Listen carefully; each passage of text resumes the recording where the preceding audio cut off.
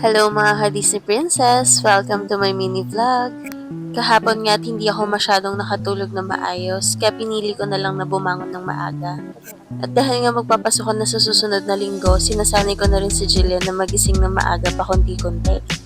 Hindi nga siya nasanay na nag-aalmusal, kaya nagpa-slice na lang siya ng apple. Hindi na nga rin muna ako nag-almusal kasi nag-cup noodles ako nung madaling araw dahil hindi nga ako makatulog.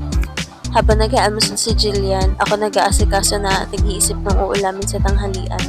Panggigilan ko lang muna tong si Jillian hanggat maaga pa, kasi panigurado mamaya ibang gigil na yung mararamdaman ko sa kanya. May naalala lang pala ako gusto kong ikwento. Nung naharaan, nag-CR si Jillian. So nakita niya yung vape ng daddy niya na naiwan sa CR. So tinawag niya yung daddy niya, sabi niya, "Daddy, yung vape mo, naiwan mo sa CR." Tapos sabi ko kay Jillian, dapat hindi mo na yan sinuli, dapat tinapon mo na lang. Tapos pinagalitan niya yung daddy niya, sabi niya, "Hindi mo kasi nililigpit yung gamit mo itatapon ko na yan." Sabi niya ganon. Tapos nilaloko niya yung daddy niya, sabi niya, "Daddy, akin na, ako na magkikip." Tapos sabi bulong sa akin ng, "Mami, tatapon ko na yung vape ni daddy."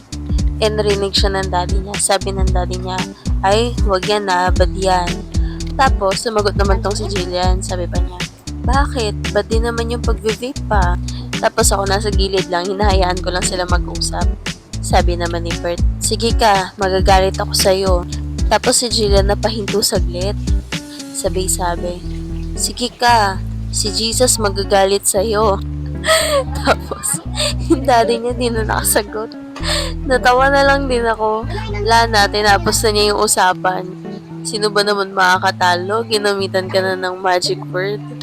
Tapos tawa na lang kami ng tawa.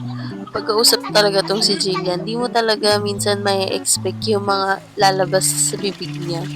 Minsan pag-uusap mo siya, bigla kang matatawa sa sasabihin niya. Minsan naman, ikakagalit mo.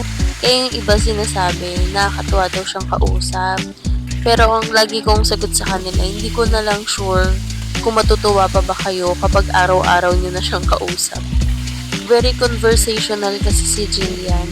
Hindi siya mahiyain kahit bagong kita niya pa lang. Mapababae, mapalalaki, matanda or bata. Talagang ang dami niyang tanong, curious siya sa mga nangyayari sa paligid. Tapos minsan, tanong niya, sagot niya, ang gagawin mo na lang tumango. Kaya dati niloloko namin siya, sinasabi namin na matanda na talaga siya, nasa katawan lang siya ng bata. Meron pa dati, pauwi kami galing Zambales. So yung biyahe namin, more than 5 hours. Grabe, non-stop talaga yung kwento niya. Ang mga kinakausap pa niya, may mga hangover pa. Hindi sila makatulog na maayos kay Jillian noon. Kawawa ka talaga kapag naging favorite ka niyang kausap. Nung baby kasi si Jillian, maaga siyang nakapagsalita. Nakatulong din sa kanya yung hindi ko pagkausap sa kanya ng baby talk. Tsaka lumaki din siya na maraming tao sa paligid niya. Ang naging negative effect nga lang no, nung maaga siyang nagsalita, wala ka naman talaga ding sikretong hindi may tatago sa kanya. Minsan wala talagang preno yung bibig. Ako na lang nahihiya minsan sa mga kausap niya. Magugulat kasi sila, hindi nila na-expect yung mga tanong ni Jillian na hindi naman pambata. I mean, yung hindi naman typical na tinatanong ng mga bata, ganun. Kaya minsan, kapag nagchichismisan kami, dapat wala si Jillian o kaya tulog na siya. Kasi kapag may narinig yan, malaki yung chance na makwento din niya sa iba. Tsaka matalas din yung memory niya, sobrang detailed niya sa mga bagay. Lalo na pag may napanood siya, may napuntahan siya, or may na-experience siya, hindi niya yun makakalimutan.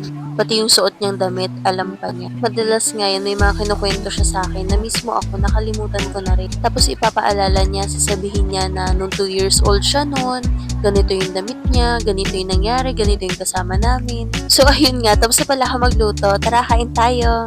Bye!